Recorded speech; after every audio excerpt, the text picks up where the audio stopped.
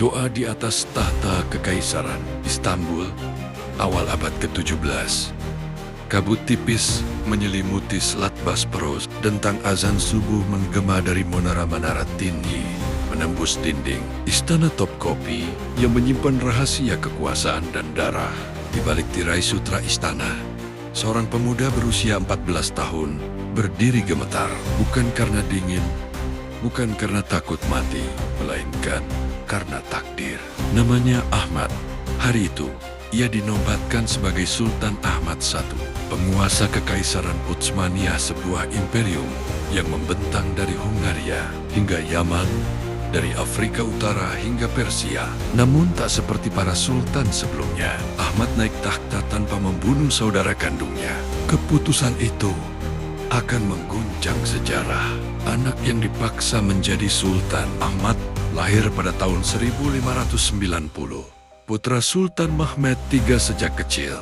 Ia hidup di balik tembok harem tempat para pangeran dikurung demi mencegah perebutan takhta. Ia belahar Al-Quran, fikih, sastra Persia, dan seni kaligrafi.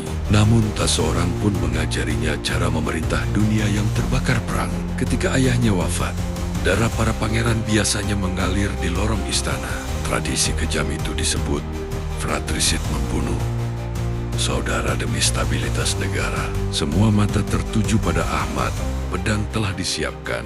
Algojo menunggu perintah. Namun Ahmad berkata pelan, namun tegas, "Aku tidak akan memulai pemerintahanku dengan darah saudaraku." Keputusan ini mengubah hukum Utsmaniyah selamanya dan sekaligus membuka pintu intrik dan bahaya. Kekaisaran yang terluka saat Ahmad naik takhta.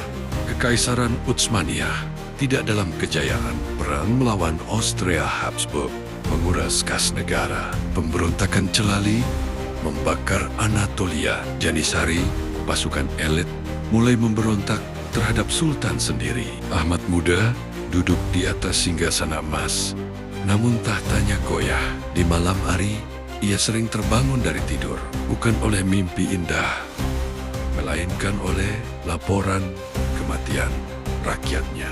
Ia berdoa lama di sepertiga malam, "Ya Allah, jika Engkau berikan aku mahkota ini, maka kuatkan aku untuk memikulnya." Perang, kekalahan, dan kerendahan hati. Ahmad mewarisi perang panjang melawan Austria. Ia berharap kemenangan, namun realitas pahit menghantamnya. Perjanjian Zitvatorok 1606 memaksa Utsmaniyah mengakui Austria setara, bukan bawahan. Bagi banyak bangsawan, itu adalah penghinaan. Bagi Ahmad, itu adalah pelajaran tentang kerendahan hati. Ia berkata kepada para wazirnya, "Lebih baik kehilangan gengsi daripada kehilangan rakyat." Kata-kata itu membuatnya dicintai dan dibenci. Pemberontakan dan darah Janissary, pasukan yang dahulu setia, kini menuntut upah lebih. Mereka mengancam istana. Pedang terhunus di halaman Topkapi. Teriakan menggema. Ahmad tidak bersembunyi.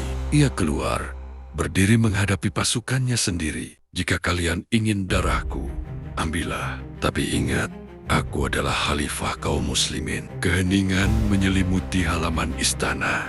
Untuk sesaat, Sultan muda itu menang dengan wibawa.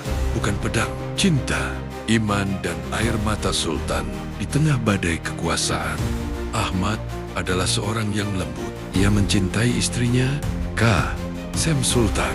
Dengan tulus, ia bermain dengan anak-anaknya. Ia menulis puisi dengan nama pena Bahti. Namun beban jiwa terus menghimpit. Suatu malam, ia berkata kepada ulama istana, "Aku takut jika kelak Allah bertanya, 'Ahmad, apa yang kau lakukan dengan kekuasaanku?' Masjid biru, doa yang menjadi batu." Ahmad merasa kekaisarannya tidak cukup berjaya di medan perang. Maka ia ingin meninggalkan warisan di hadapan Allah.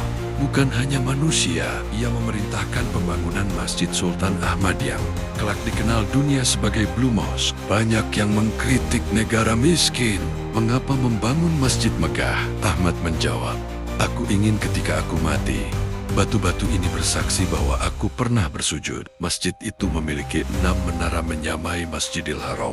Kontroversi mengguncang dunia Islam. Namun Ahmad menenangkan semua pihak dengan menambah menara ke-7 di Mekah. Kebijaksanaan lahir dari iman, sakit, kelemahan, dan penyerahan diri.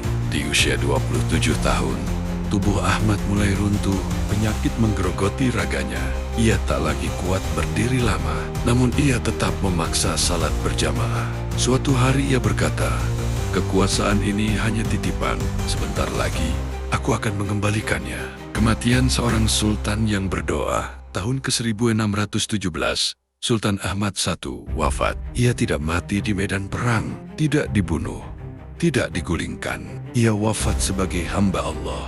Jenazahnya dimakamkan di samping masjid yang ia bangun dengan air mata dan doa. Hari ini, jutaan orang berdiri di bawah kubah Masjid Biru.